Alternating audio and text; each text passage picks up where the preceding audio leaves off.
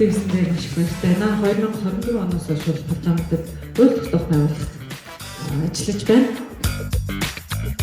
Монгол хэлийг их хүүхдүүдийг сайн сурмаар санагдсан. Одоо ингээд төрд ажиллаж байхад орж ирж байгаа өргөдлүүд, янз бүрийн хүсэлтүүд бүгд л наад захын хэлж чих асуудал байгаа юм шиг санагддаг. Тэгээ өөрөө ч гэсэндээ монгол хэлээр их явж сүүний хувьд энэ чиглэлээр хүүхдүүдийг маань сайн бэлдэж өгөхийг одоо хүсмээр байна.